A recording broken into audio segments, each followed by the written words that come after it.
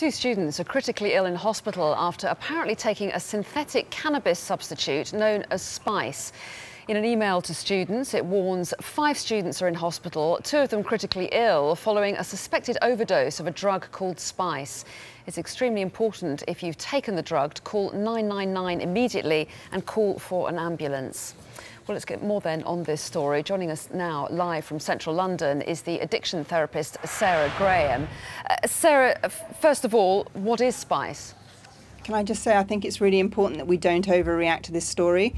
It's obviously a very serious substance, and young people can end up in hospital with this drug, as we've got 5 young people in hospital now. My thoughts and prayers really go out to their family. But I don't think it's necessary for everybody to call 999 if they've taken this drug, unless they're experiencing symptoms. If they are experiencing any symptoms that they're worried about, then of course they need to seek medical help. Explain to us what the drug is, though. Sure. Spice is one of many synthetic cannabinoids. Basically, cannabis, the plant that we all know about, was synthesized by chemists, and they created a chemical synthetic version of this substance, which they spray onto an inert herbal substance. And it was a way of getting around the legislation around cannabis. Some of these substances are incredibly powerful. It's difficult to know how much to put into your joint, and so it's easy to overdose. So we did ban Spice in 2009, but what's happened is that these chemists are very clever, and they found ways to get around the legislation. And I think it's absolutely vital that we now think of coming up with a blanket ban. Ireland did this 4 years ago, and we really need to move in that direction. In fact, I appeal to the Prime Minister.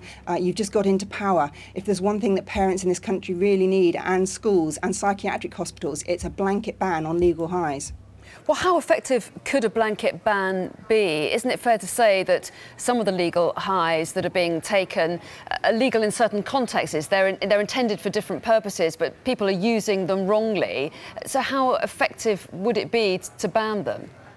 The majority of legal highs that are currently being marketed on the internet are sold in powder form. They're being described as incense, or they're being described as bath salts. This is quite clearly not true, and these companies are being dishonest and making vast profits from selling these products legally, but then they're being used as drugs.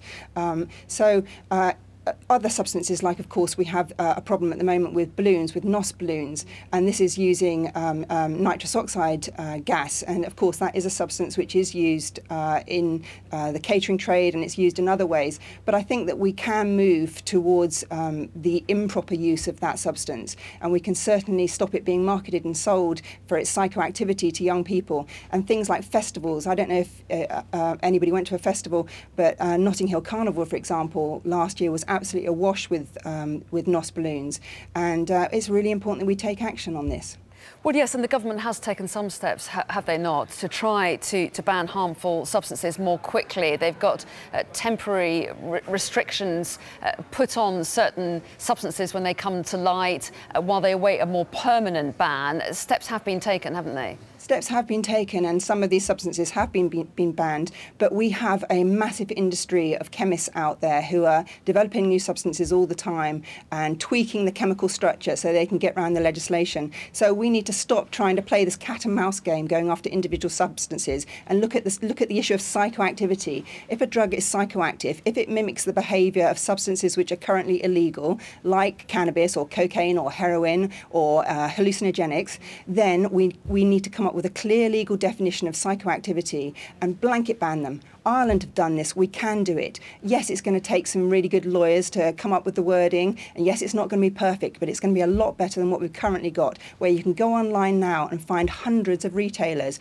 who are going to market to you. And if you look at the marketing, they're marketing directly to young people. You know, I work with young people as an addiction therapist. They can get these legal highs delivered to their house in under an hour in London and other cities, and not that much longer, 24 hours across the whole of the country. You can be in the Outer Hebrides and get a substance delivered to your house. That's not right. We know that classification works. We can take down these websites, we can take away the profit from these people, and we can protect our young people.